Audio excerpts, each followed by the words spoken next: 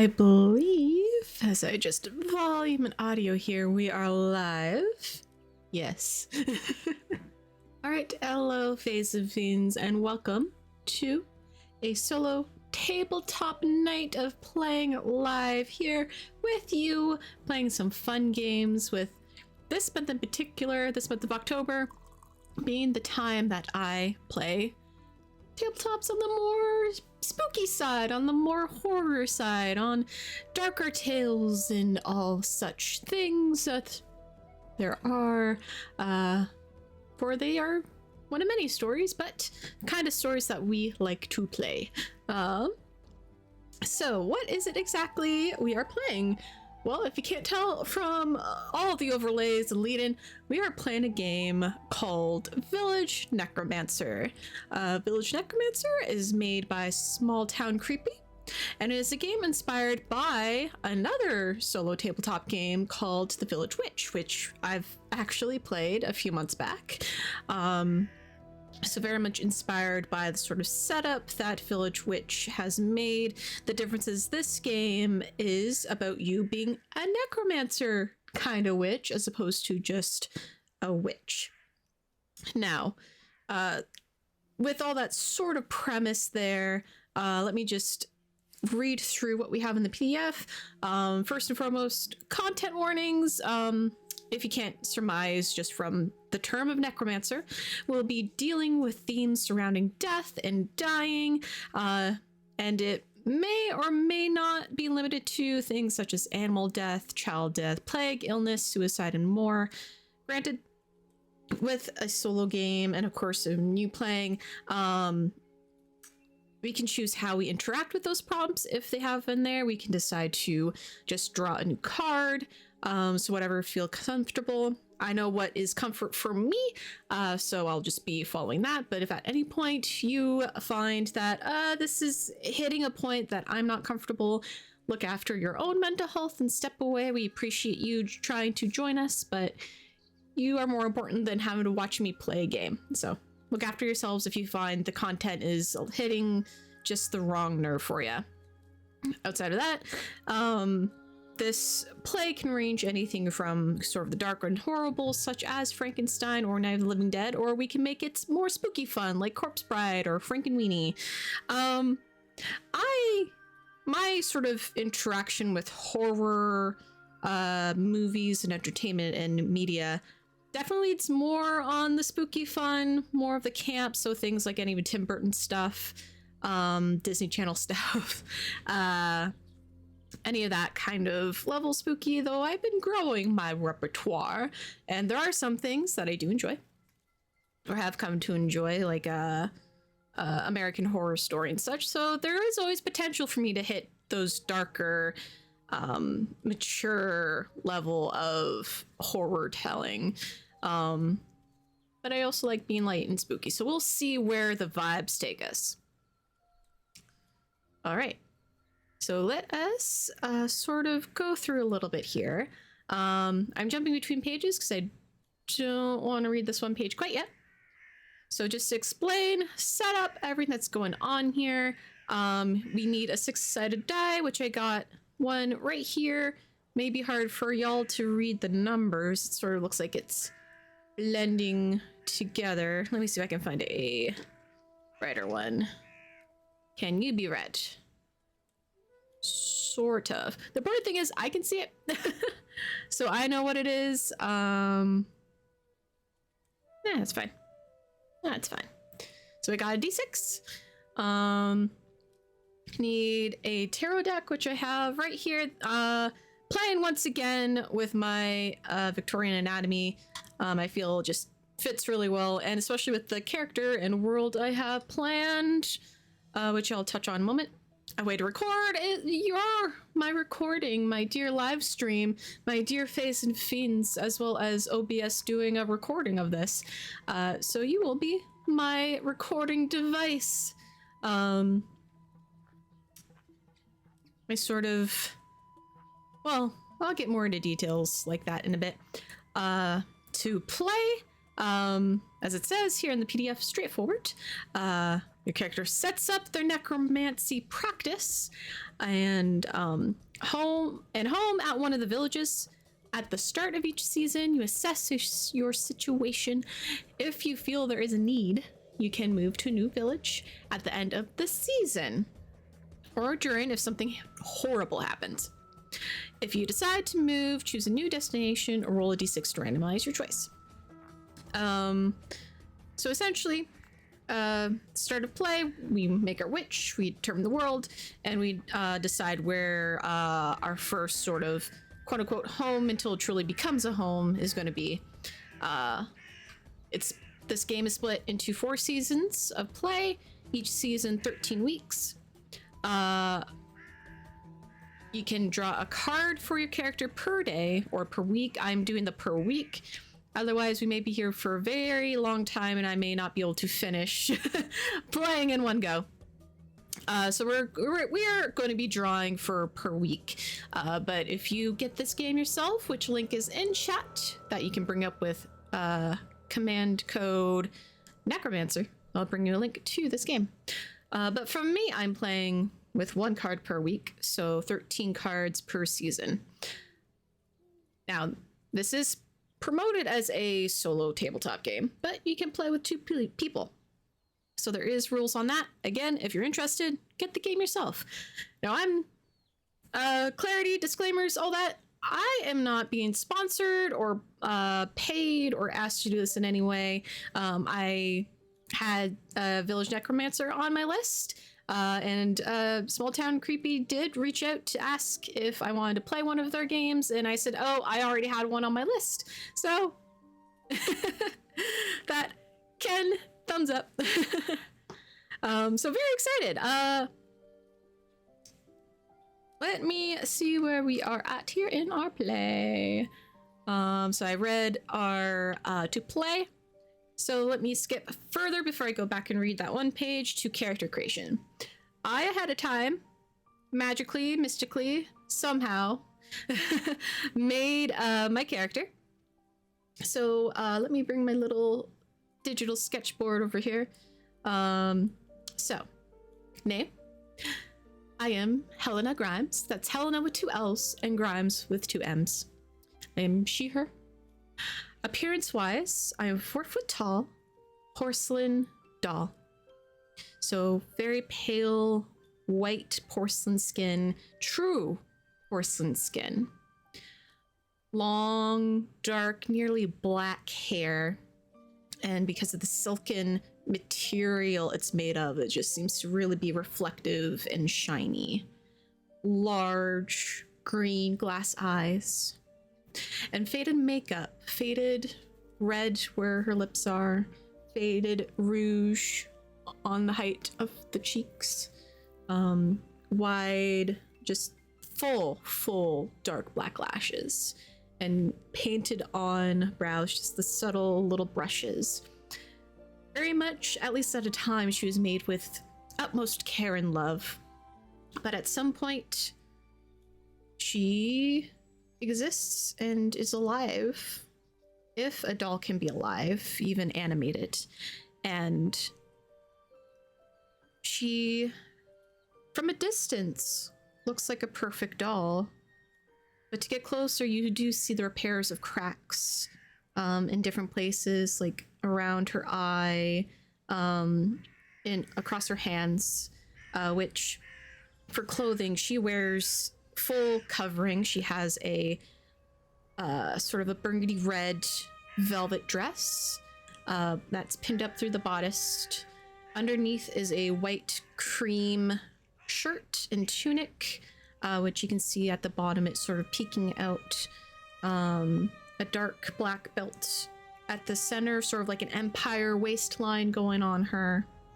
Very short, like small booties for her little tiny feet, laced up all the way very high to meet at her knee, where bloomers, long billowing bloomers, sort of come and sit and meet those boots with a little bit of a heel on them.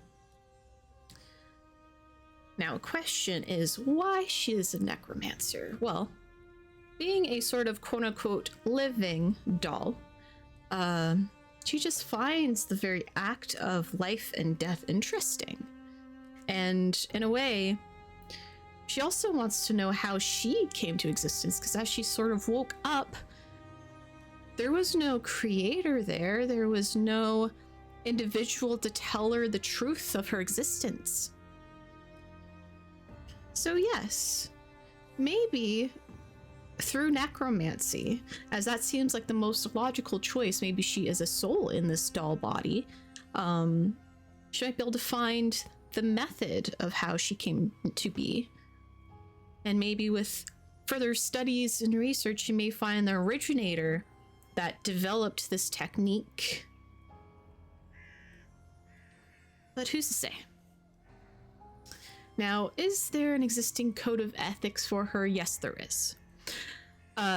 She has sworn to not resurrect anyone who died of natural causes, such as of old age. She also swore to not resurrect anyone who passed away due of painful disease. And this is because if they were to resurrect somebody and their body's already fully riddled, if you were to bring the soul back to the body, of course, well, it wouldn't be a very long resurrected experience. If anyone says do not resurrect, of course, respect. Helena operates in consent, with consent only. So if someone says, or a family says, do not resurrect, of course, will not cross that boundary. Now, what are Helena's favorite necromantic spells? Well, she loves speaking with the dead. That's always fun and nice. You know, delightful conversations come out of the undead. She also enjoys decompose, just seeing the rapid decomposition of bodies and such when you're able to cast such a spell. And she also likes gentle repose for the opposite, preventing that decomposition, allowing time for any sort of rituals or events or the like, depending on the sort of death practices and funeral rite practices that individuals and families may do for the loved ones, for those who pass on. Now we have our character Helena, me. So, what kind of world are we in? Well, I've decided this is a high magic world, but in terms of visuals and sort of essence and ambiance, this is a very much noir with a steampunk blend, very gothic and dark, sort of mystery and crime and all these sort of things going on in the backdrops against a very grimy world where technology is trying to overtake, with the challenges of it going beyond the moralities of what technology should do, as people attempt to make technology the new kind of magic, to use technology to do things that once magic can only do, and maybe push them beyond those moral lines to accomplish things, such as doing what us necromancers can do. Because sometimes in the pursuit of progress, the things that balance our world and balance our society can very quickly be crossed. So that is the kind of world Helena exists in, this fragile porcelain doll against economic strife and grimy progress of technology and steam, with all the high magic that is around her, but she herself having taken that interest in magics to ease death and work with death. So let me go back to this page that I said I'd read once we get through the character. Now, Helena didn't just learn or knew innately her necromantic ability. She was taught. She went through University. And now upon completion, she must do the final stages, which is spend a year in training in a village or whatever, wherever she may find herself, to solidify her place in the world, to find what style of necromancy she can perform and do, and just complete her residency in order to finally graduate to full completion and high marks. So here is a letter from our dean. Hello, graduate of Atropos University. Congratulations on completing your training. You are now ready to become a resident necromancer. Here are your orders. You have 1 year to find a village to settle into and complete your residency. While most villages are not as enlightened as we would like, including a short list of those with residencies either in their cemeteries or just outside the village border. Success is a milestone best described by yourself. To complete your year of residency, you need only to send a letter to the college accompanied by a letter of compendation, I think I said that right, from a prominent member of the village you have settled in. Failure to complete your residency will require a second year of completion and or return to Atropos University for additional training. Best of luck. Gregor Grimstone, PhD, DN, Dean. So, let me shuffle my sheets around here as I prepare to begin our story, but first we must roll a die to find out where we are. Because I like random chance, so let us see what random chance has for us. 1. So upon the beginnings, Helena ventures forth from the university with extra care, has baggage, with all the things to help mend her body if she were ever to end up in trouble. Think, Sally from There for Christmas, very much able, if something breaks, she's able to glue herself back together. But upon her first week out, she does find a place, a vast desert. And you think it would be hot during the day, but it's actually quite cold, quite cool, especially with the season we're going to start in. The sands, almost a deep copper during the day, but at night look bone white under cool moonlight. And the dotting of lights of the distant village. But where Helena finds herself is next to a very impressive boneyard. Just a site left to the vultures of maybe thrown away bones of cattle or other such things. So she tries her best to set up a place. She's not really in need of food or water, being a doll, but she does need some protection from the elements. The sun would very much lift the color that she has on her and the coloring of her clothes. The winds whipping around sand would blast at her porcelain skin, so she needs a way to keep herself protected. So she sets up sort of a yurt of sorts, very small, just enough for her and anyone to come visit, enough for her to set up little stands and tables so she can perform her practice. But that is where she's at currently. A very beginner spot, a beginner home, with hopes of maybe being able to make something of it. So being next to the sort of boneyard, that's not too far from the village, but still on the outskirts, overlooking a nearby place where a cemetery of sorts, a place of memorial is.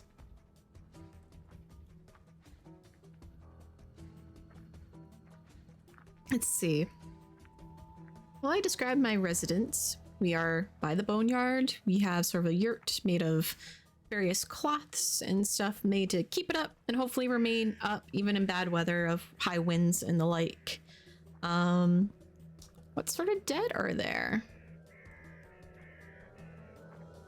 Well, to do people, or is it potter's fields, or the impoverished? I think the kind of people that live here, this is feeling very far removed from the high technology of the greater metropolis cities. Much more pulled back from that. Maybe these people don't have a lot of love for the way technology has progressed in this world, and they have chosen to live a more off-grid sort of life, so to speak. So they do rely a little bit more on magics. And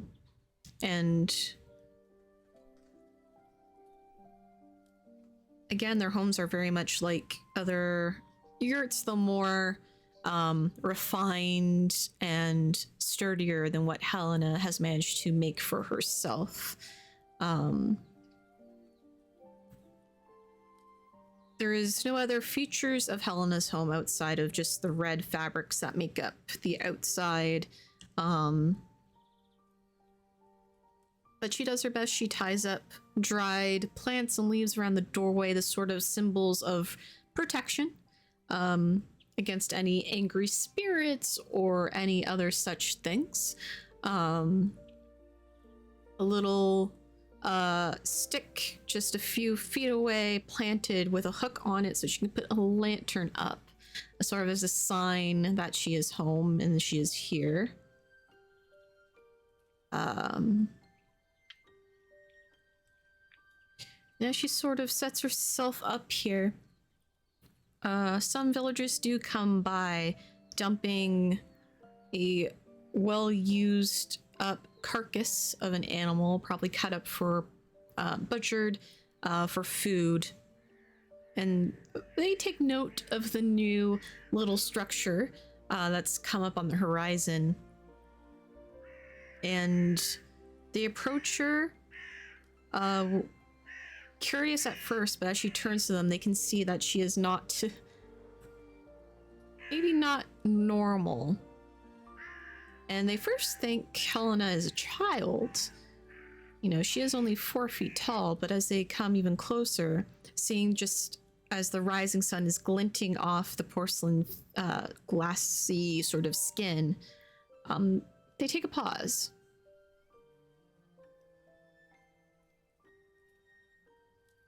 Helena, always having a well-painted smile, bows, very, you know, just a very simple bow, and addresses them,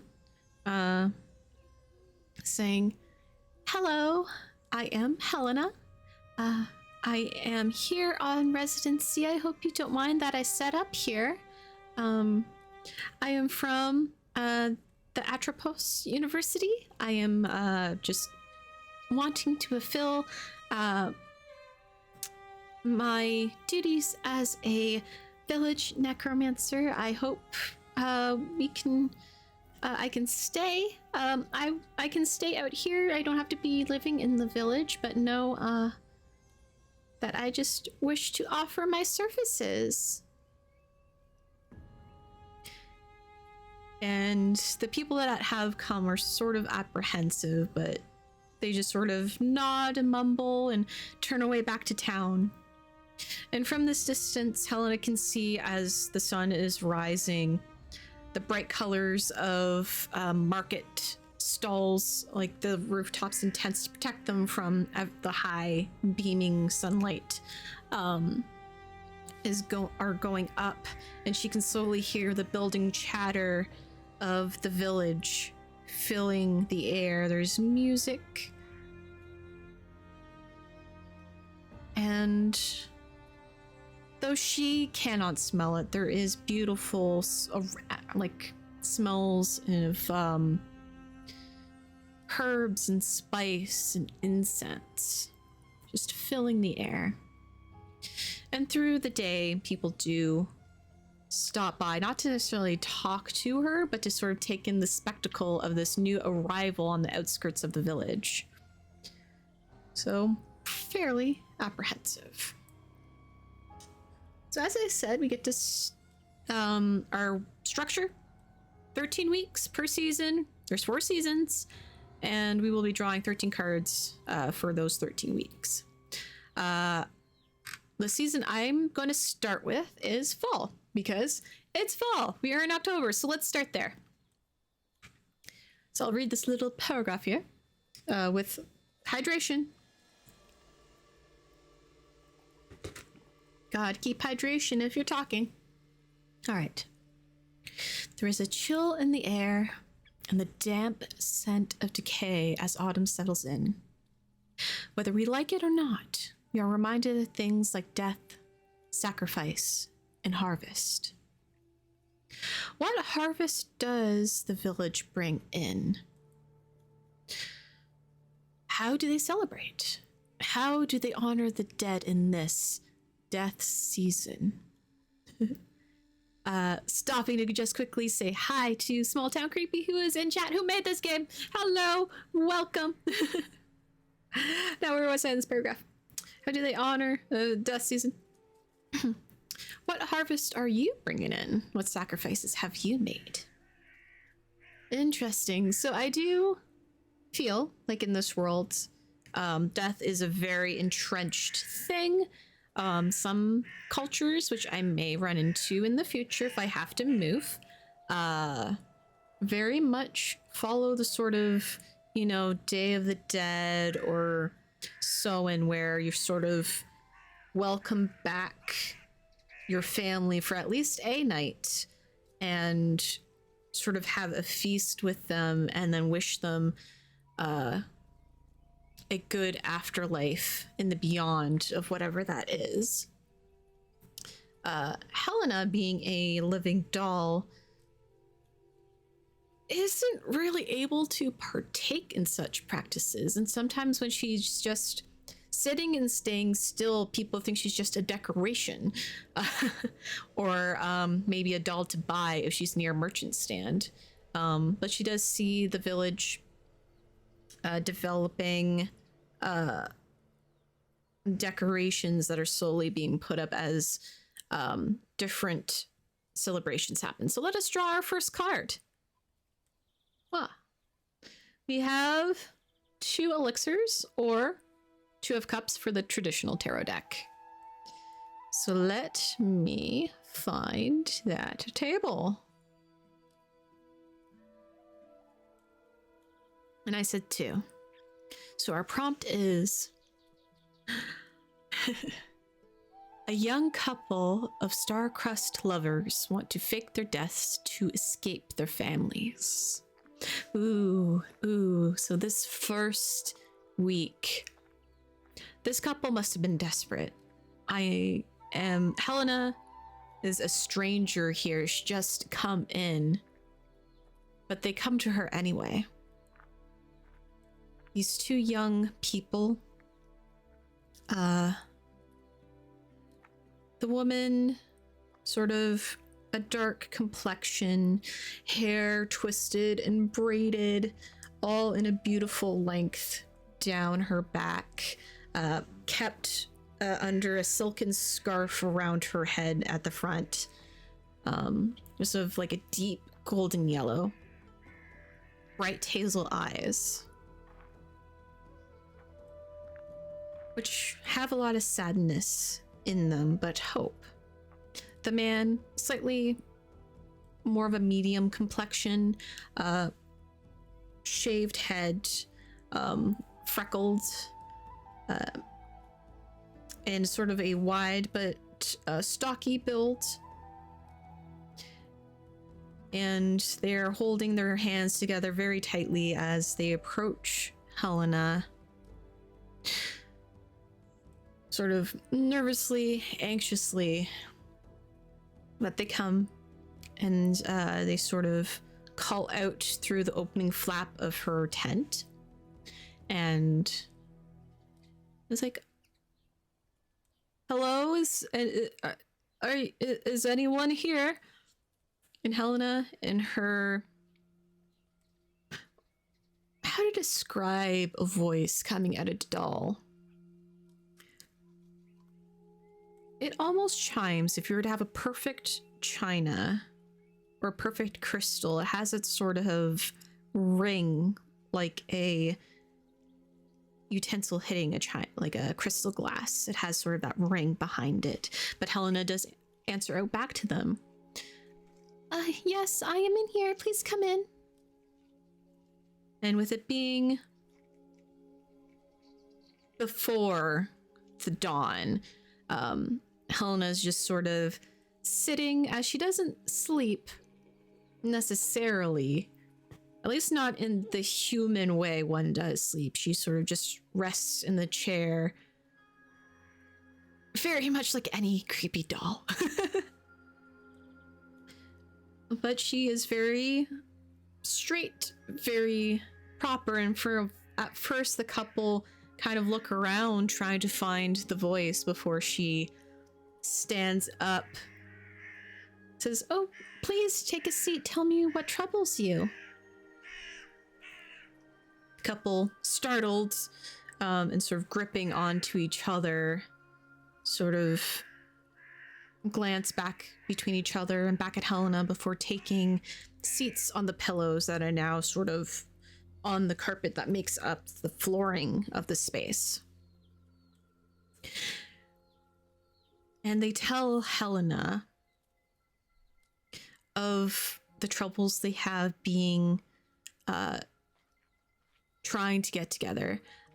The man's family is much more prominent in the village, and they refuse the idea of him wanting to marry this woman that belongs to a cattle herding family. And as they progress through their story of heartache and wishes and dreams to be together in the future they can see of having, they do ask Helena if she's able to give them a chance to quote unquote die. Helena ponders. Yes, there's ways to fake life, to make a false death. Yes. Yes, I can facilitate this fake death of yours. And she goes to her sort of altar space with all of her tools and such. And she begins very rapidly, almost like an android in how she operates, pulling different herbs and spices, not really rotating her head or her eyes to even look at things. They're just automatic movements of pulling down all of the things she needs. And then she cracks off a finger, which the couple jump, and she uses the broken end and stirs up the mixture she has going, and then she brings it over to the center of the space where small smoldering sort of embers of whatever fire is left. Not that she needs a fire to keep her space warm, it's more of the fire she needs to brew and cook with. She puts this sort of coppery bowl that she has all the material in and puts in the center, continuing to stir with her broken off finger. She then takes, with her other hand, scoops up one of the embers, bright burning red, in her porcelain hand and drops it in the bowl. There is a puff of black smoke before it turns bone white. And she takes that broken finger, that doll finger, and waves it over the couple before she brings it back to her hand, gives it a little tap against her lips before it, in a sort of purplish glow, reattaches, the seam practically invisible at a distance. She then grabs a bone from one of her collections and tosses that into the bowl. I am going to make a couple of doubles. Sort of doll-like, but they will look much more human, I promise. And she picks up the bowl as now that white smoke is infused with little streams of purple. And she wafts that over the couple, and they very much hold their breath, squeezing each other's hands.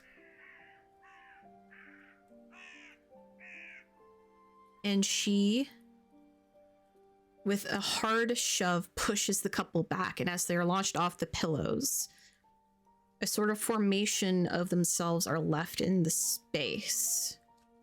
And as they blink and look at these corporeal, smoky figures, they solidify. And it is now duplicates of them.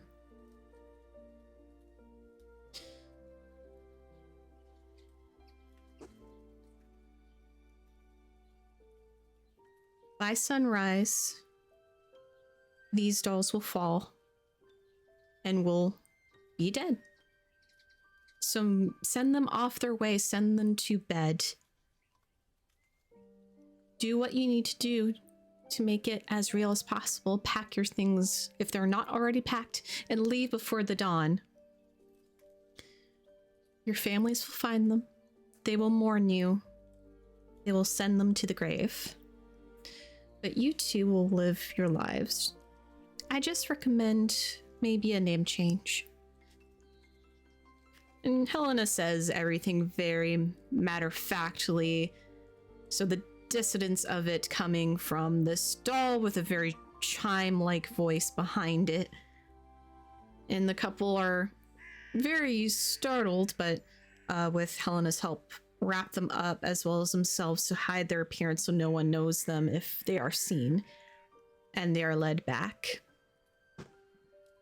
And yes, this week there is commotion of their death. Some of the villagers do come to Helena to do a resurrection, anything to bring these young people back. And Helena makes an excuse, saying that this death must have been out of something of extreme circumstance, that youth don't just die unless of a deep broken heart. Was anyone doing them harm in such a way? It would be in Helena's nature to really dig the knife in of, you've done your children wrong. As she doesn't measure human morality or any of that sort of thinking. Because to her, this couple came to her out of desperation because their family would not listen. So of course she's going to tell them it's your fault for not listening. All right, that was first week. Week 2. Ooh. Also cup or elixir in my case, and it's the Queen.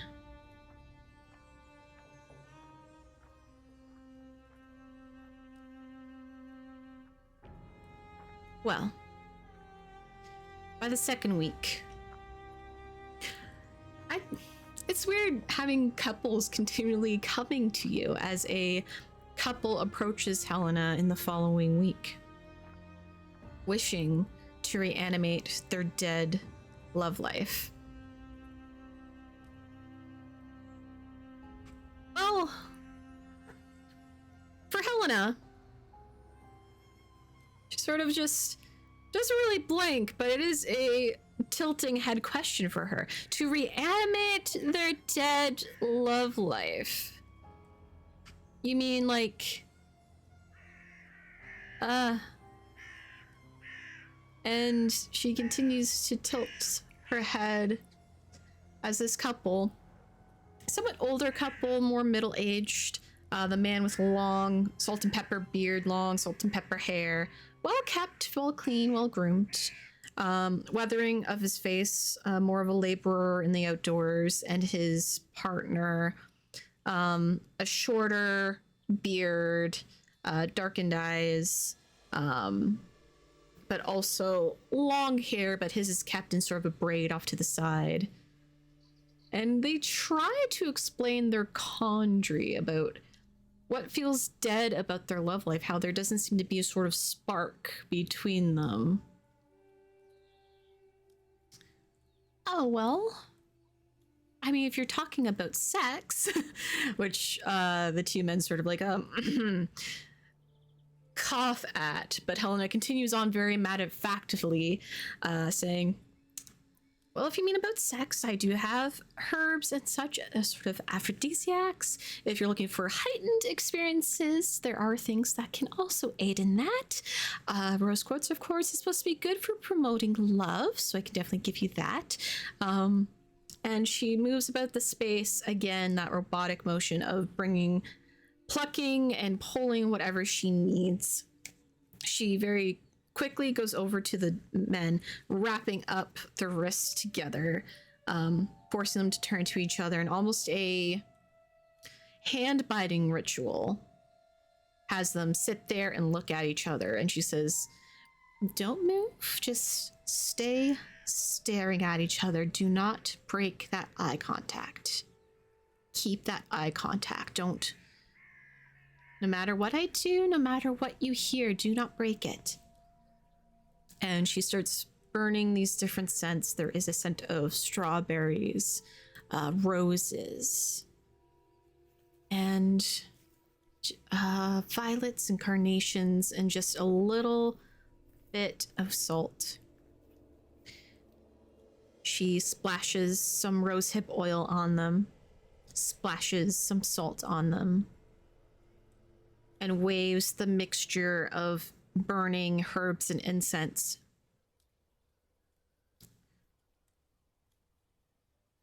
And then as they stay there, it's about maybe 20 minutes after the initial start of this ritual, as Helena goes to make a couple little cookies, which takes a moment. The men try so hard to not move, but they do eventually see Helena's hand come over and unravel the ribbon around their wrists, tying them together, and hands them each a cookie. A very small cookie, very thin, not quite like a wafer. These are very kind of like a sugar cookie, and they have some what looks to be crushed up rose in them, and lavender, and a bit of pink Himalayan sea salt on top. She just tells them to eat those, and there is that strawberry flavoring in them as they start to eat the strawberry mixed with the rose. And they sort of just look at each other. She says, all right, maybe that will work. I am not familiar with the sort of human ways of love, or what love life is, though I've heard of it. And she sort of gestures to a tome that she's been flipping through and has been opened off to the side. But I hope that helps. If not, maybe an elder may talk you through things, maybe therapy. I know in the big cities we do have a couples therapist, but hopefully, this might spark something. So, good day. And she sort of scoops them up and out of the tent, and they walk away. Well, the couple didn't come back at all for the rest of the week, so maybe something worked. Hopefully. Right, third week. I'm gonna have to shuffle. I'm getting nothing but cups. Let me see what this one is.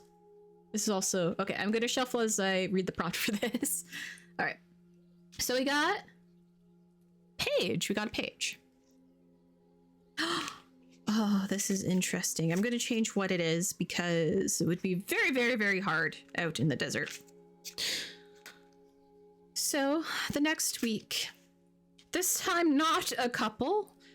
This time a young child, maybe about 10 years old. They have come early in the day, probably just before noon. So it's a little hot out. But he comes running up, a small boy, sort of trimmed, auburn hair, brown eyes, very much covered up, as though a parent very much telling them, you know, protect yourself from the sun, you gotta be 100% covered. But he runs up to the tent flap, yelling, doll girl, are you in there? Almost sounding like a weird game or of some sort. Maybe that could be a legend that Helena can rumor about. But she does answer back in her chiming voice. Yes, please come in. And the boy enters, and in his hands he has something small wrapped up tight. Or not tight, but wrapped up carefully in a silkened handkerchief. His eyes are wide and full of tears as he sees Helena sort of just standing, was prepping some potions, sort of make ahead sort of things that she might be able to bring to the market, if people would be okay with her doing that. But the boy comes in hurriedly. It's like, oh, please, doll girl, I need your help. And he holds up the handkerchief, and Helena turns her head, as a doll does. Like, oh, okay. What is it that you need help with, little one? And the boy pulls away, and it is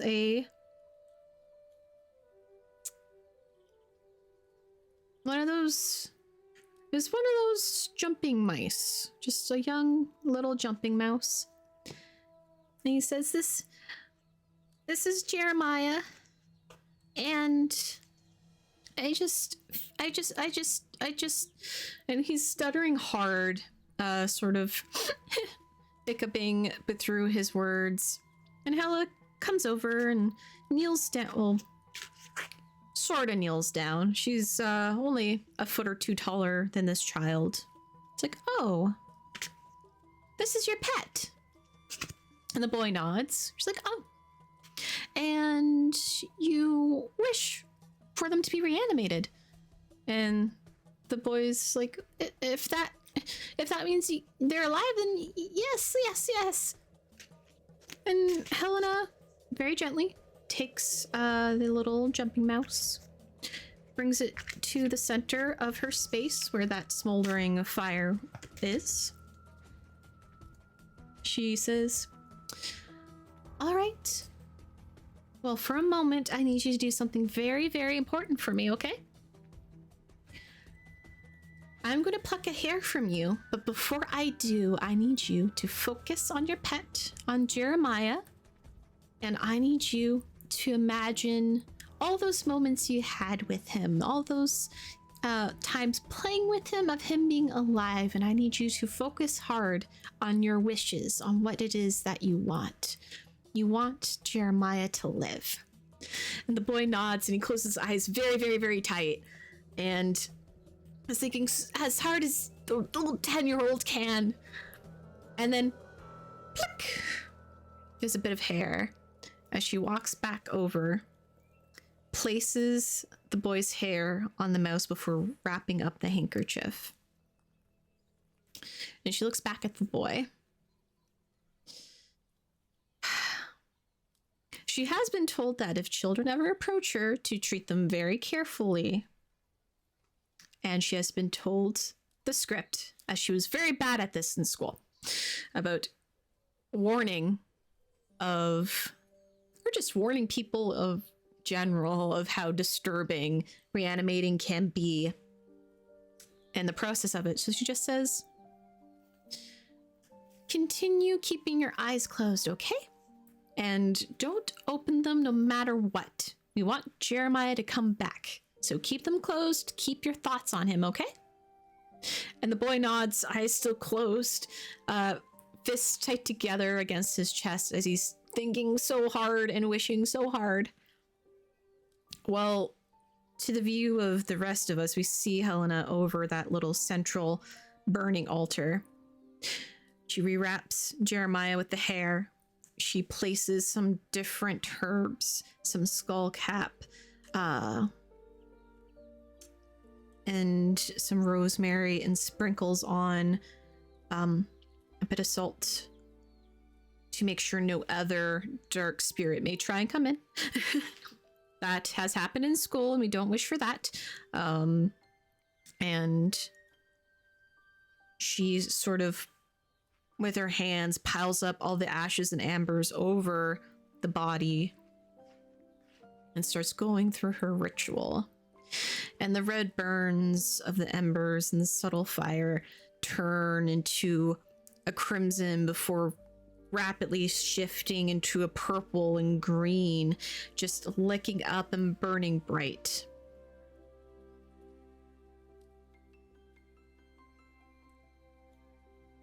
And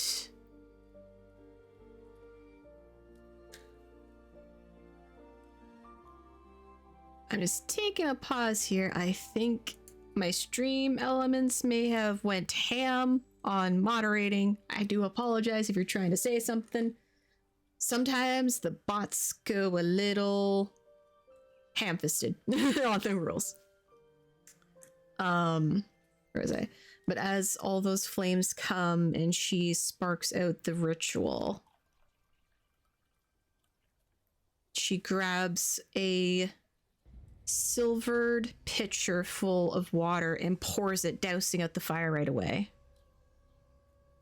And as it sizzles against the flames, she quickly dips her hands in and raises them up. The handkerchief has burned away, but in it, the body remains as though completely untouched, completely pristine, the sandy fur unsinged. And then there's a small little twitch in its paw before a breath and a sudden turnover of its body. The little Jeremiah squeaks out, and the boy rapidly turns, eyes opening up before he closes them back down. He's like, "It's okay, it's Jeremiah back, is he alive?" And Helen just says, "Yes, he is perfectly animated." And the boy runs on over, picking up gently his mouse, crying with pure joy, not fully understanding exactly how this happened. It's just a pure work of magic. But he does nod and sort of nuzzles his mouse, his dear Jeremiah, before yelling out a thank you and dashing away.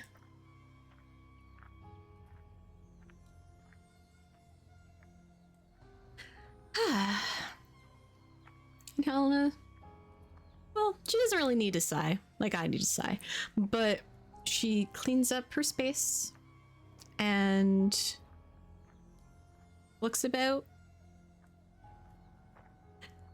Animals are easy. They are very easy. So that's not a problem at all for her.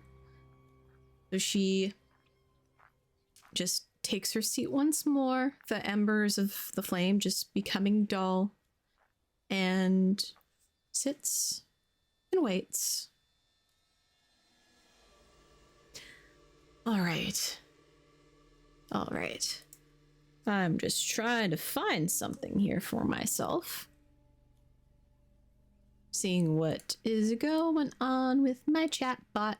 So I'll take this moment to remind you all, if you are finding this interesting, if you're liking what's going on and you want to play the game for yourself, to command code Necromancer, that's exclamation point Necromancer, and you can get the game for yourself.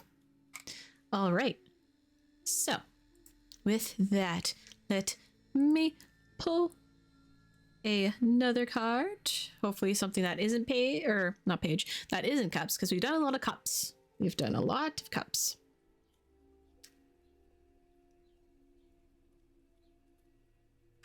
All right. Wow. Ooh. The Devil. I don't know if I've ever seen this card, which is funny. So it's a skull, blackened horns with black... Those peonies or are those poppies? I'm not too sure. Some sort of blackened flower. There we go. I just did a thing. Sorry if my bot completely erased your messages. All right. Let us get back to it. So, like I said, this is our 4th week. Okay. And we now have a major arcana. The Devil. Taking a moment to find it. Okay. Ooh, boy. So, the prompt is, you receive a bad omen. What form does it take? What do you think it's warning you about? Does it come true? On one of the mornings, in the barely pink golden light of dawn, Helena was adjusting her tent on the outside, getting a little more decorations for her space and trying to make her tent a little more appealing in appearance.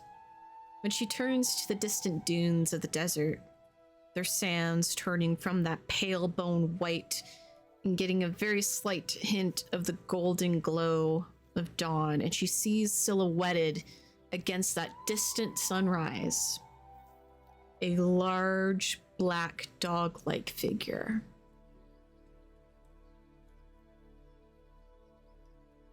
This dog-like figure, as Helena sort of clicks through the encyclopedia in her mind of what symbolisms are connected to such a thing, she does remember of how seeing a black dog can be a bad omen.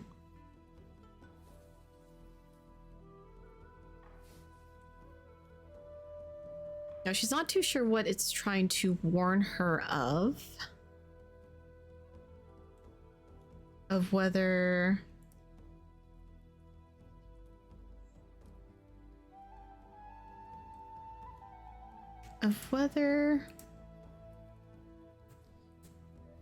if it's anything to do with her necromancy, if it's anything to do with maybe what's going on in this village. Her greatest fear is people wanting to break her apart, of being afraid of her. So what is it that is trying to warn her of? Now, I don't think this omen, this entity of whatever it is, happens this week. But it's something warning through the season, something that hangs heavy. So as other issues come, this starts to snowball into a greater thing that will come.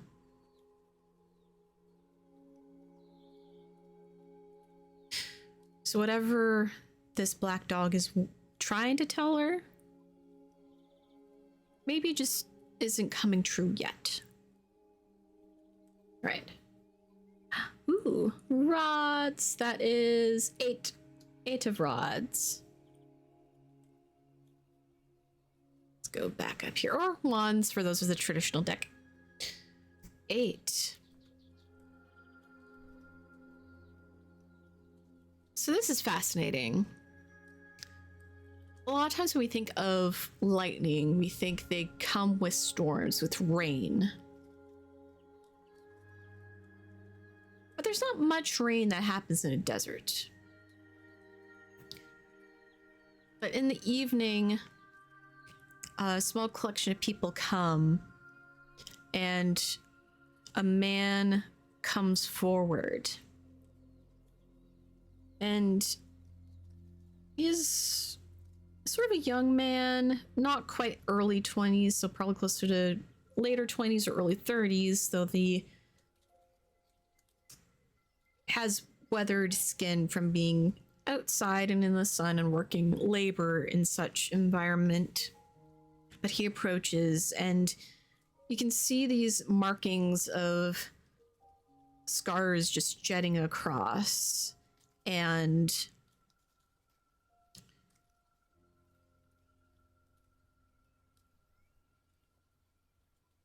he greets Helena with a nod, very respectfully, asking if he could come in for a seat.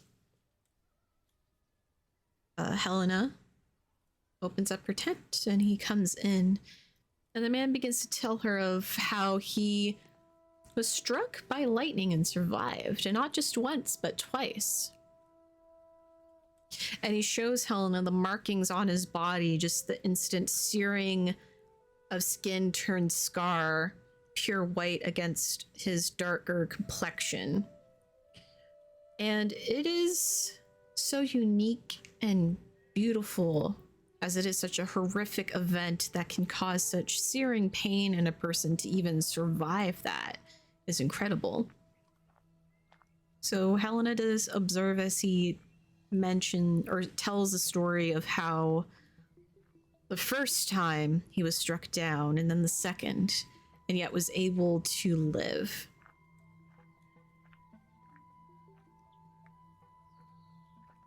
And Helena ponders, asking questions how it felt.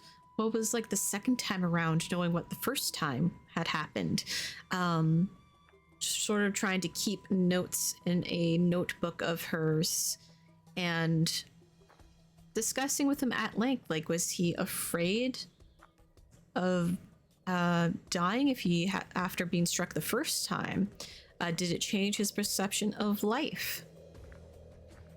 And they do have these long conversations, but eventually it gets to a point of him asking if maybe she has a luck charm of some sort, or some sort of spell she can do so he doesn't have to be struck by lightning a third time.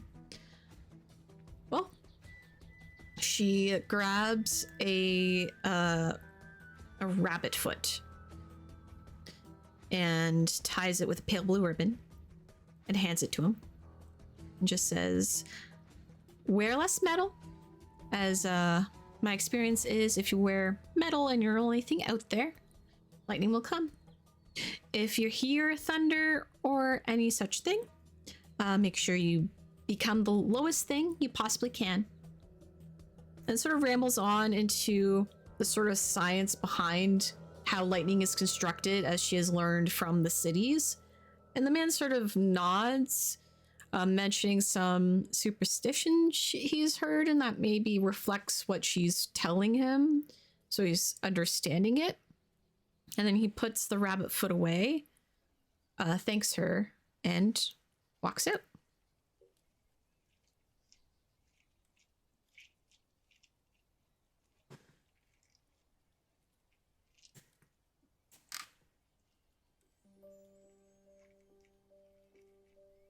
All right.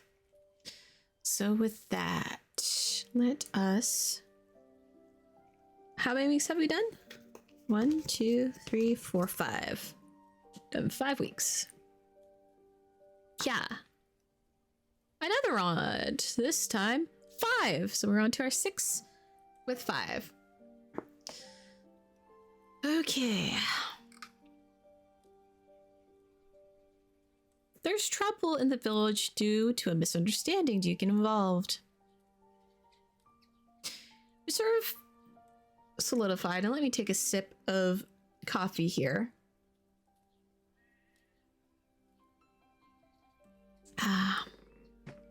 Yay. Remember to drink fluid. We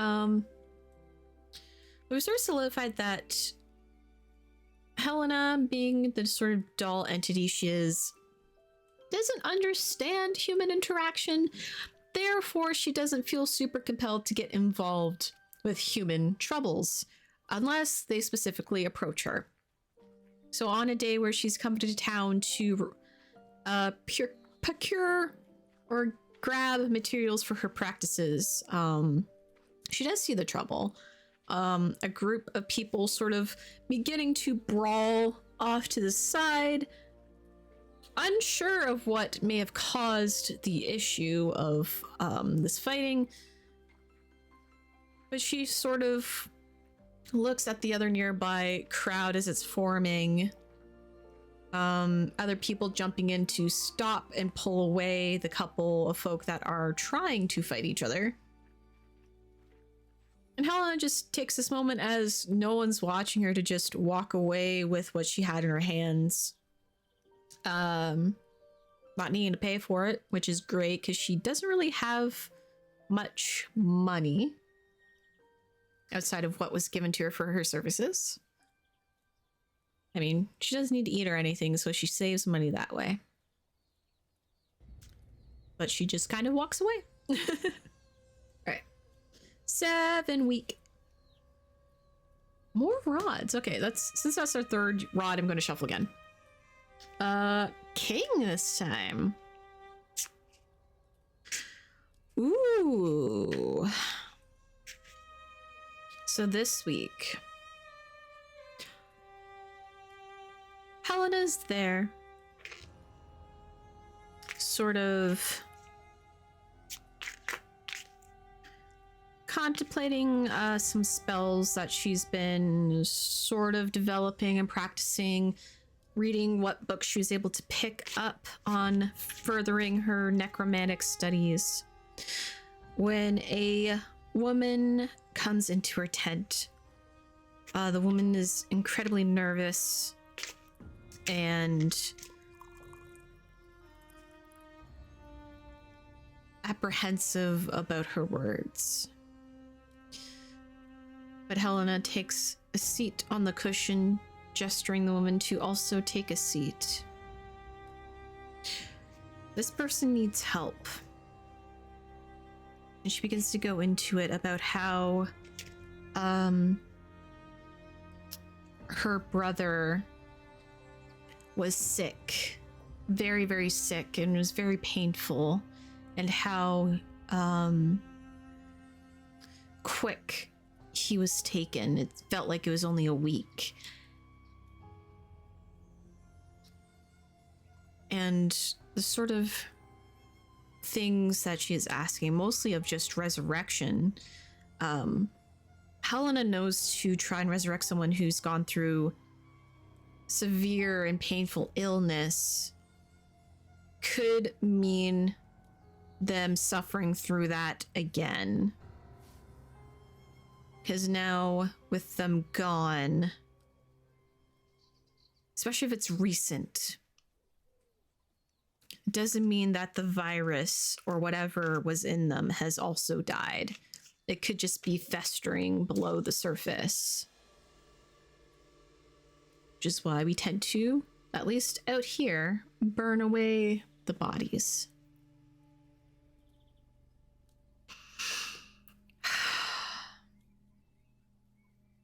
Anna explains what such painful disease can do.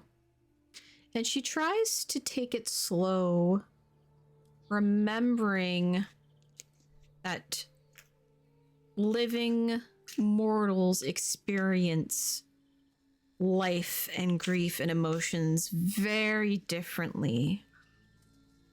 And if she doesn't temper her words and consider what emotion it could solicit, it can be very upsetting. So she explains to this woman that she admires her care and love for her brother and wanting to bring him back. However, to have passed because of such diseases, if he was in so much pain because of it, that would be all the pain that he feels when he comes back. that whatever has taken him still lives in that body, and she can't, out of whatever morality she has, bring him back in such a state, only for her to lose him once more, if not in an even more painful manner. And the woman, sort of with a darkened expression, it's that type of state where if you don't get the answer you want, you just don't accept anything else. You don't accept the reality of anything else. So she very quickly sits up and pivots out. Well, what more can Helena do? She is not of great bedside manner. She is not, you know, as I mentioned earlier, no therapist. We established therapists exist in this world, though in the big cities. And certainly not a grief counselor or some sort of religious leader that can aid someone through the pains of death. She can definitely speak with him.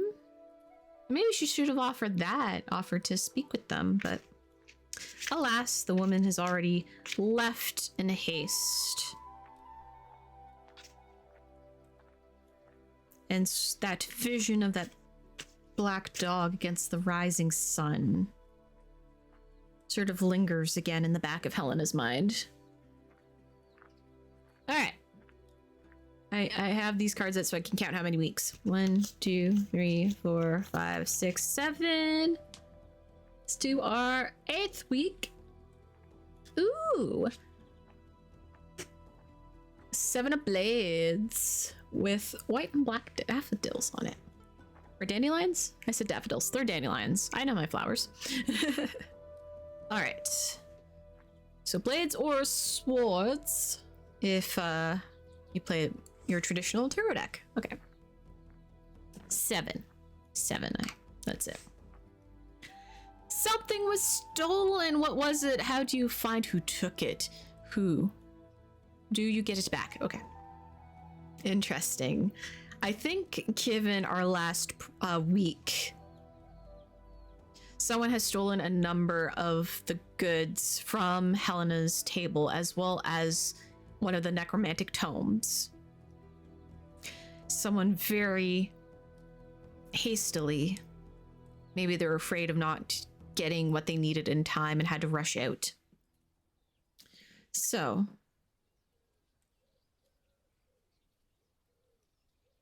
Helena thinks about the people she's served thus far. And so far, the only person that was upset was that woman last week. Though she doesn't know where she lives. So she wanders, or not wanders, but very quick steps into town. Not so much because she is in a rush, just because she isn't sort of burdened by pains of the body or anything, so she's able to just move unnaturally swift for her size. And she comes on in to the village, asking around with the description of this woman, mentioning that she had a brother who died and could not help. The villagers initially apprehensive about talking to her if they haven't never approached her before or been approached by her. But as she explains that a necromantic tome was taken and someone not knowledgeable and not practiced can bring terrible things, possibly zombifying a person, possibly summoning all the dead of the nearby boneyard. And she does this all in a very matter-of-fact manner of, if this is done wrong, this is what happens. And it sort of continues into a snowball of cataclysm. Which scares the villagers for sure, though she doesn't register the problem of that. So very quickly, they all begin echoing out the search. And they do eventually find out where this woman is, where she is. As they go into her tent space or yurt space and find her reading through the tome, the body that she must have preserved of her brother, that was supposed to be going into a funeral just the night before, or that night. She is presiding over him, reading through the tome, focusing on the book as people come running in and try to stop her. And she just gets louder as she's screaming the words. Helena very swiftly steps into the space, going straight for the body. She snaps off her arm right at the elbow and places it on the body in the center, like right along the sternum. As the woman begins just full on screaming, no longer the enunciation of the words coming out of her. And Helena sort of just puts a hand there on top of her broken arm, on top of the body. She's sort of just waiting. Some of the people around her are asking her, panicked, practically yelling what she's doing. The woman screaming insults and swearing and screaming about everything going on, telling them to let her go, let her finish this, let her get her brother back. The broken arm twitches as Helena continues to focus. As an untrained individual can summon any soul into a body, because they don't have the knowledge to do anything correctly. They don't know how to focus the soul that they need to come back. And this is why resurrection can be so dangerous, and why we must go through schooling in order to do it well, to ensure we're doing and bringing back the right soul. So she continues to hold there as her arm twitches and twitches. And quietly, Helena utters out words, and runes begin to appear along the arm, twisting and curling around it like a chain, burning bright red. As a hissing breath echoes from the chamber of the hollowness of her arm, and the hand is just as I have a device talking to me. Please stop. Okay. Being interrupted by a device. Okay. And her hand is now just moving and twitching and curling, sort of trying, as though it's like it's trying to escape a hold, which it is being held by Helena. The woman is now quiet and just tears streaming down her face as Helena stands back up, her half arm in her other hand, and her green glassy eyes staring towards the woman. The crowd is sort of hushed and quiet. It's very still and tense.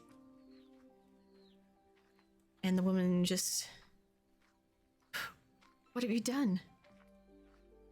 And Helena, unblinking as she is, says, I just merely captured the demon that tried to take this body.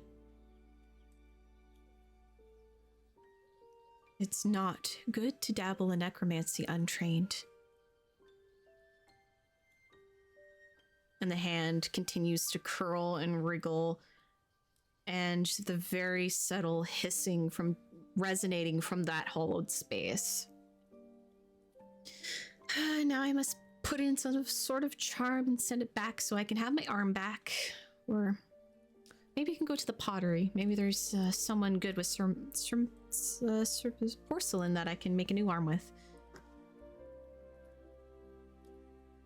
And she just pivot, heel out of the space as the woman quietly weeps. The people bringing her out of the tent as others remove the body of her brother. And at least for the remainder of the week, Helena is working hard on either expelling the dark spirit from her arm so she can reattach it, but she does ask around if there's anyone who is specialized in porcelain making, especially to the extent that she needs for a new arm. All right. Next week, we're on week 9. Let me count. 1, 2, 3, 4, 5, 6, 7, 8. Yes, we're on week 9. 9. 3 of coins. Beautiful. Or pentacles for the traditional deck. 3. A small group of bullies come to harass. How do you handle them? Well, for this week, there is a group of young adults, or maybe early 20s, have approached Helena's tent. They begin tearing away the fabrics, as now it's becoming quite well established here. So they tear down the decorations, the fabrics, they topple over the lantern stand at the front and sort of throw away the lantern off into the dunes. And Helena walks out, not yelling or screaming or anything, just sort of walks out and observes. They begin taunting her, telling her she shouldn't be here, that she's probably just a soul trapped in a doll and doesn't deserve to have whatever life she has, that they can break her apart. And they do begin to pull on her. But she still doesn't have her on arm. Well, if they think of her as a threat, maybe it's time for her to really exude the creepy look that she already has, that experience and vibe that dolls already give off. So she sort of rocks and snaps her different limbs and gets into a weird contortion, unnaturally, bending what extremity she does have in an awkward way, like a mannequin as she stands still, and all the group jumps back just from the sudden rush and stillness she does, before she cracks her spine back and begins skittering back into her tent, and the people freak out. She hears some of them start running away and yelling as others call at them to stay, that they gotta take her on, they gotta take her out. And as she skitters back in, she rotates back and gets up on her feet and grabs her former arm, now a demon's hand. And when they come in, she just tosses it at them. And begin to yell and freak out as the hand is now crawling all over them as it goes and grabs one by the throat. And they begin sort of pulling at it, trying to get it off, trying to stop it. And as they are distracted with the demonic doll arm, Helena very quickly throws a bunch of stuff into the fire to create a heavy smoke in the space. She doesn't need to breathe. And she doesn't really need to see either. The eyes are more for display. So the space of the tent fills very quickly with a heavy smoke, a heavy, dense smell of dragon blood and frankincense. As she moves about and begins bit by bit pricking each one, taking a sample of their blood with little needles, before she goes to a fabric doll. And a friend she met at the university taught her about this. This isn't magic that she is accustomed to, But when she was tormented in university, her friend kind of taught her a way to, you know, if someone's going to inflict harm on you, why not inflict it back a little bit? So she puts the pins in the doll at different areas: shoulders, knees, rib cage, like underneath the rib cage. And each person gasps and grabs at a body part. And she sort of says, "You shouldn't harass a haunted doll. You may suffer rather dire consequences. What you're feeling is just a warning." And as other people begin to exit the tent, she very quick step and stern focused walks up to the one that still has like this hand grabbing all over him. She takes the forearm of the arm and lifts it back, sort of snapping back, and it tears away a good chunk of the shirt, sort of ripping it up. Before her face, pale white, appears from the smoke in front of him, and he gives a big sort of gasping yell as he falls back and tries to pull out from underneath the tent, going out through the flap. Helena walking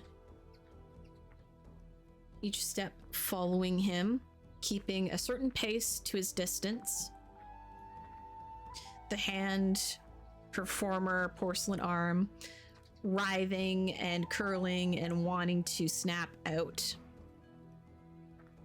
She stands there as there's sort of a commotion starting to gather up on the outskirts of the village. The man yells obscenities at her, that she doesn't belong here.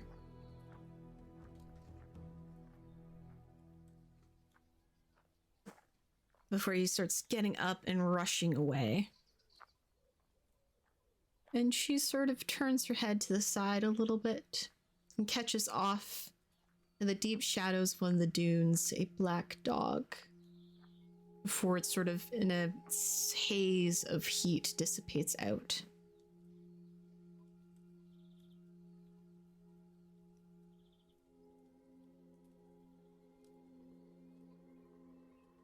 All right.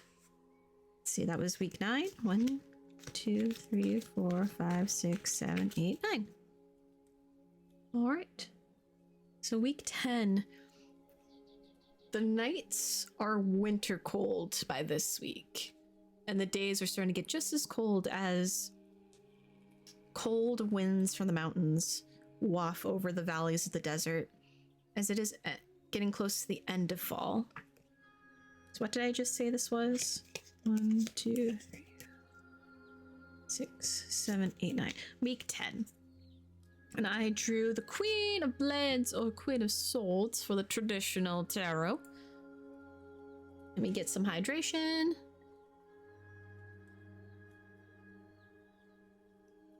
Yeah, Blades. Okay. After the events of last week, Helena has repaired the damages to her tent, but now just the decorations are gone. She's taken them all down. Many of her things packed. Whatever is able to be carried with her is ready to go. Anything else that is unnecessary has been sold off.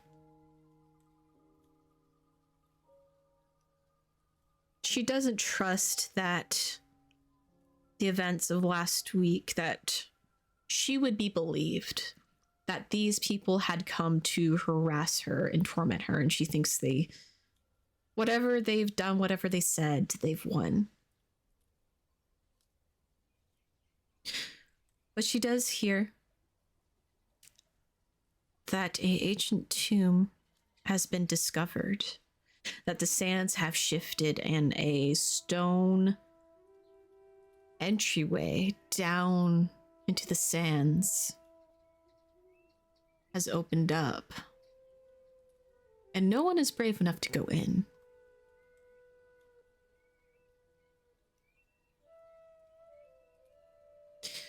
What an odd thing bravery would be. If you're curious, just go. Well, Helena doesn't fear life, or death, or undeath.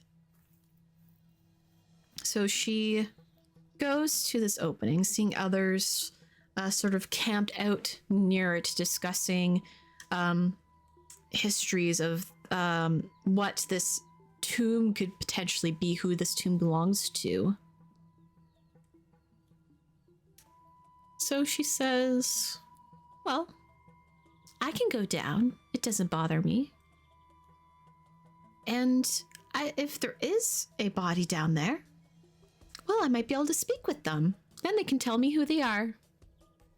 Again, most matter-of-fact way. And the people perturbed kind of blink at her words. And without really being able to give their answer, she she just goes down into the tomb.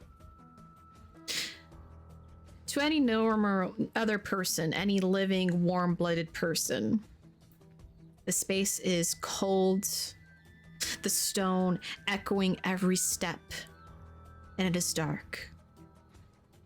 But for Helena, she doesn't feel it. She can hear, but she cannot touch, other than she knows when there's a pressure to something. She can hear just the scrape of a porcelain hand against the hardened stone of the structure as she steps down and further down. It is dark. The pitch is to black. And yet for Helena, it does not seem to stop her. She just continues walking through the space. She can feel grooves in the wall, maybe pictographs or writings of some sort. She can feel when the walls change direction, of when things go further down, and she goes. And at one point she does take a tumble, and she can feel cracks appear, or breaks in her skin and her porcelain. And she sort of takes a moment, waves a hand over herself for magic to repair again, as she gets back up and twists around. And eventually she does find the burial place deep within the heart of this tomb. As she sort of pats on things, taps on things, there are stone crates, chests maybe.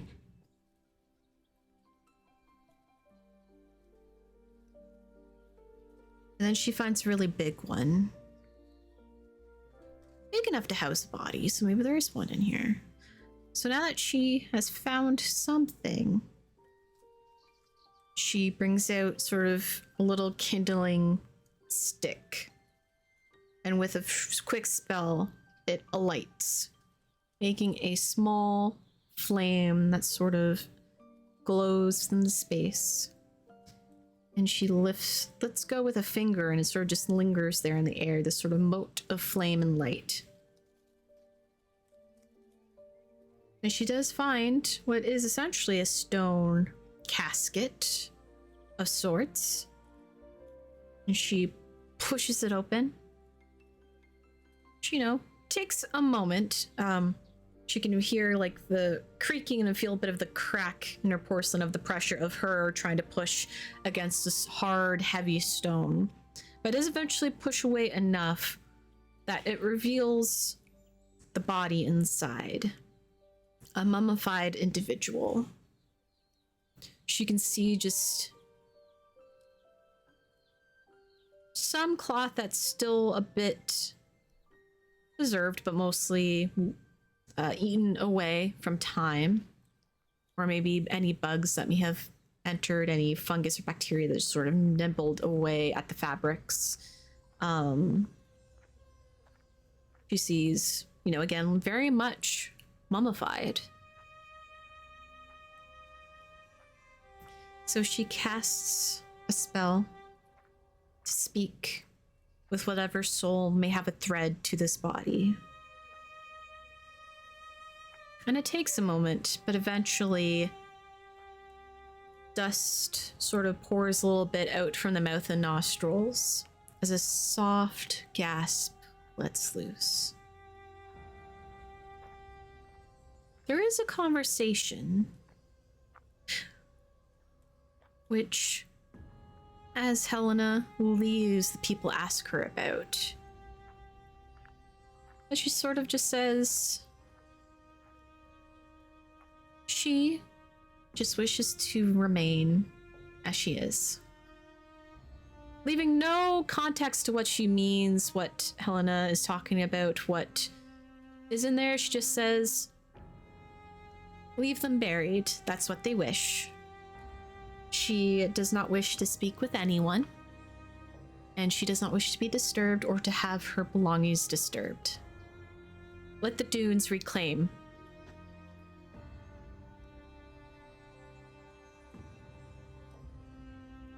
Least anyone who takes from this place be cursed. And the people murmur as the rumors go out amongst the town and Helena walks away. There are some who do try later in the week, the ones desperate enough, needing material, or just greedy enough to ignore any warnings of a curse, thinking that the doll must have said this as retribution for what has happened to her recently. But then those men find themselves stricken ill. And that illness not lifting until someone has returned what they have stolen. Out of fear of that, the local porcelain maker does very much take up the task to make Helena a new arm. She still is trying to get the demon out of her former arm, but, well, if she has a demon hand as a pet, that'd be interesting. And very curious and very funny to her. All right, week 11. Ooh, the Hermit. That's fun. Little candle, little bird. This is a big card. Okay. Hermit says you spend the night alone in a crypt. Well, is there a crypt here? I mean, there's sunken tombs in the sand. So maybe... maybe it's not so much a crypt as she has gone into the boneyard. The bone of not just cattle and such, but those, maybe they were just found without a name and left here.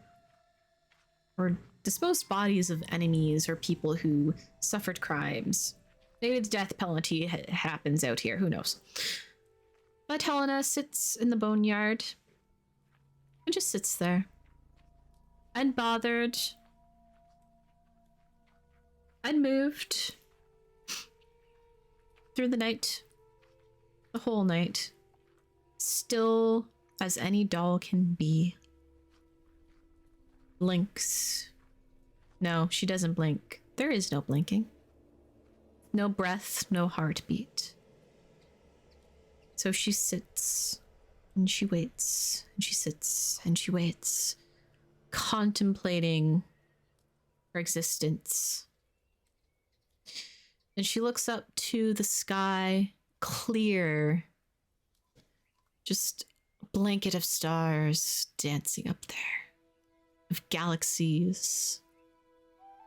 And then off in the far north, she can catch the glint, a sort of kind of like an aurora borealis event. It is beautiful.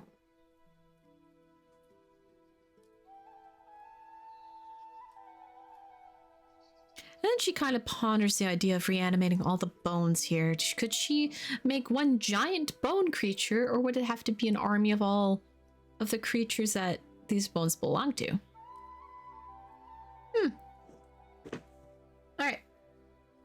I'll say this is the week she gets a new arm. As this was just for a night, she contemplates and sits here.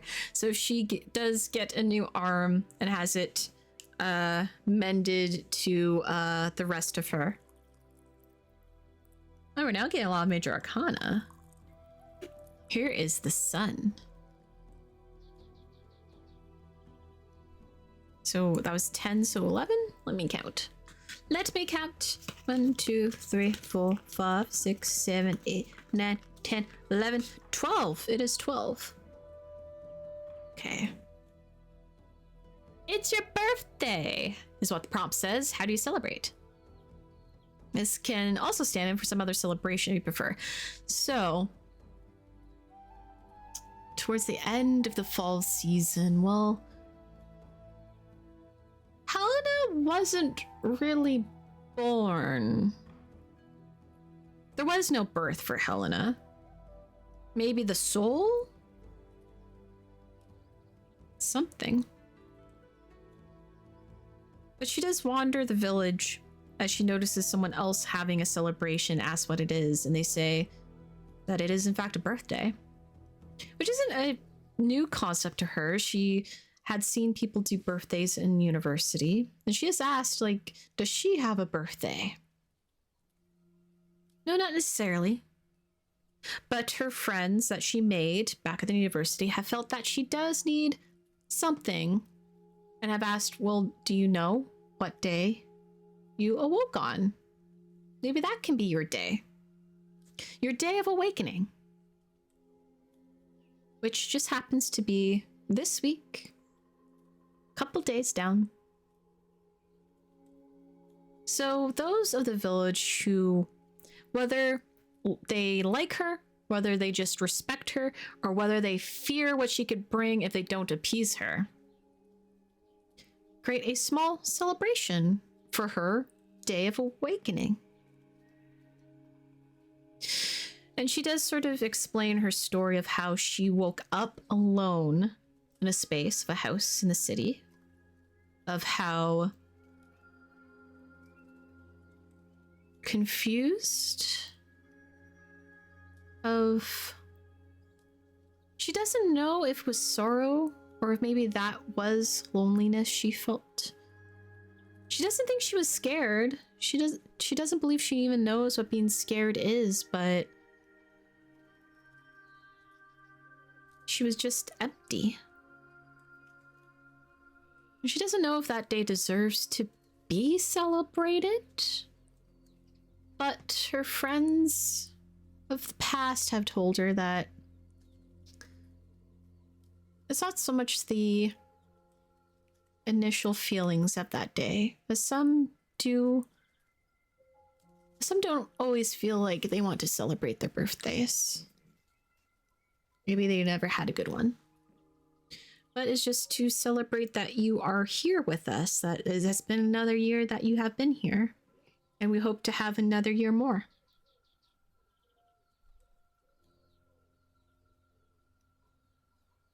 All right. It is the last week of fall. The winter winds have picked up. Many sandstorms have come through, and Helen is still unsure if this is the right place for her, given everything. But let's see. Page of Frauds, or Wands, for the traditional tarot. Let us see, let us see. You receive a letter from a dead relative? Interesting, interesting, interesting. So, Helena prepared for her day, having put together satchels and potions to make trade at the market, to continue soliciting her skills in hopes of maintaining a relationship with the village, even if it's tentative. And a person comes up, a sort of mail delivery person, and sort of tosses in a letter through an open part of the tent flap. She goes over and picks it up. There is a wax seal, but there is no mark, no sigil, no sort of indication of who sent it. So she very delicately pulls up the wax seal and puts it to the side, and very delicately opens up the letter.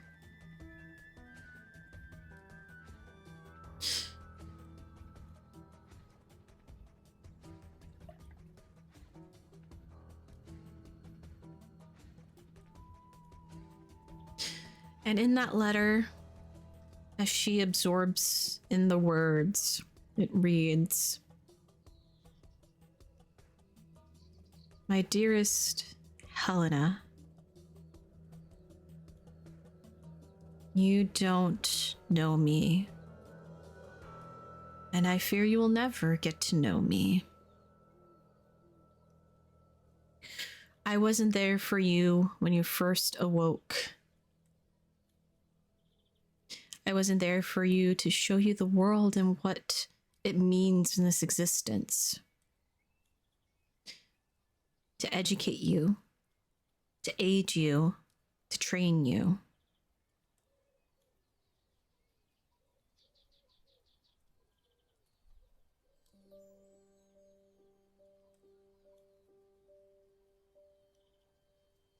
How you came to be, I'm not quite sure. Because if you get this letter, it means I'm gone, and maybe how I brought you to life must have affected me in a way that may not have been desired. I do apologize if this is the case, as it means you had to walk through this dark and grim world alone. And if this letter does find you, then at least the silver lining is you are still walking, that you are still experiencing and exploring and taking in the world. I never imagined the kind of future you would have, of the kind of things you could do, of what you could teach us.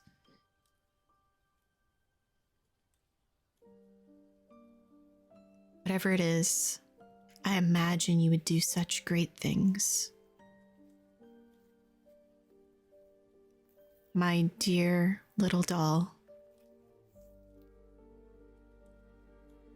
I made you out of grief and desperation, but I hope you do not experience that yourself. And there is no signature, no name at the bottom of the letter. But with it is a lock of hair, sort of a sandy blonde.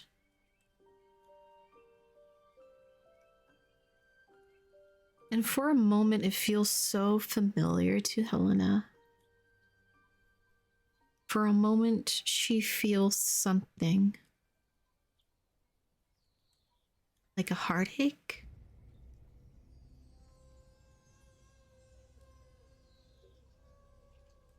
And for a brief moment, underneath the porcelain complexion, that pale white bone porcelain gets a bit of color.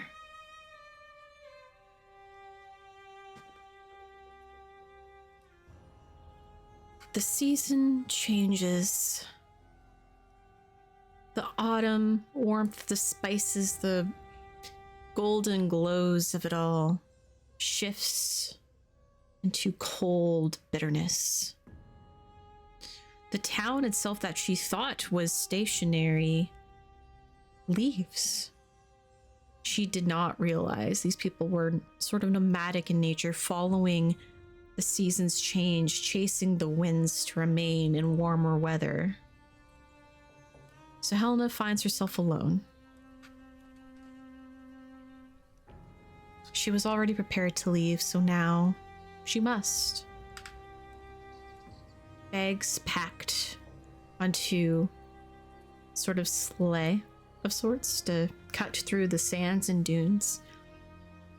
Her demotic arm sort of shifting and moving on her waist as she takes the reins and goes off to find a new village that she can call home.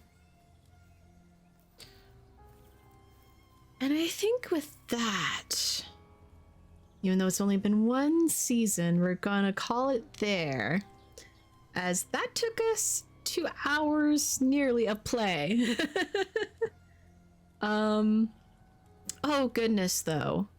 Oh my goodness. My dear sweet Helena. Wow. So that was one season of Village Necromancer. Now, that means there are 3 more to go to see if Helena is successful in her ventures. If that's what you want to see. I mean, you gotta do what you can to tell me. If you're watching live on Twitch, following, subscribing, all the fun stuff, you know, that tells me you want more. Or if you're watching this on YouTube later, on a later date as a VOD, comments, likes, all that stuff, that tells me you want more. Because I can definitely do more for sure. I love Helena. Oh my goodness. I love my creepy little doll girl, and I want to explore what kind of potential story she has further. But alas, streaming time does not allow. So for those who need a reminder here, my dearest face and fiends, this has been Village Necromancer. It is by SmallTownCreepy. You can find it on their itch page, which if you do !necromancer, which I'm doing right now, dropping that in chat. If I spelled it right, there it goes. A link directly to the itch page where you can grab it for yourself. Or if you're watching this on YouTube, it will be in the description down below, of course. My goodness. Again, made by SmallTownCreepy, and this was fun. I like, so to step back out of the role play here to sort of, you know, kind of in the moment review. I love simple mechanics, so just having a deck with very simple prompts is wonderful. Gives you a lot of room to interpret how you want to interact with that. And again, this could have been a much longer play if I was drawing cards for every single day of the 13 weeks.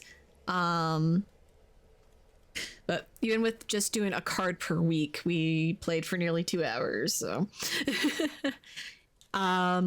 Which then, like, this could be something that you take your time with over multiple plays, especially if you decide to do the 2-player route that is offered in this game. There's a very simple sort of structure in the PDF here. Again, very straightforward, So I do like that. I love simplicity. I love straightforwardness. And that just leaves a lot of room that if you are an imaginative type, you're able to just let things be. Just let things happen. And yeah, the tables, good. The one thing I didn't read for the tables, it had the breakdown of the suits and the major arcana, which I find is common for a lot of tarot card games, unless they split. Some of them will split into suits that you draw from for each portion or act of the game. This one was a mix, so I thought that was very fun. You can really play into what those suits mean and use that as a handle there. And again, none of these card draws should be treated like rules that are set in stone. Instead, go with the most fun for you, which I think we had quite a bit of fun, even with the harassers. We went super creepy. Kind of like that, what is it, movie, Megan? That's kind of how I was starting to picture her, which she's sort of like Megan, but more like a Victorian, like bone china or porcelain doll. Kind of what she turned out to be. So yeah, she got very, very scary. She could be super scary. So yeah, I think I said all I need to say. If you love supporting queer creators and of the space and such, again, go get the game. Very much SmallTownCreepy, all about that. Follow them on the socials. Follow me on the socials if you want more solo games. This month it's going to be streamed games for October for Spoopfest, for all the little spooky solo tabletop games that I could find. There's a lot. It was very hard to narrow it down to the selection that I have. Also, check out more games from SmallTownCreepy. I know they have a number of other games of similar vibes, so check it out. And yeah, we will fully end the night here. Please remember to hydrate, have medications as you need, rest, get lots of sleep, all the things, as I must do, as I have a long early day tomorrow of games and session zeros and more games, playing on other channels. So thank you so much for joining me. Have a good day, night, evening, whatever it is in your time zone, and we'll see you next time. Bye bye.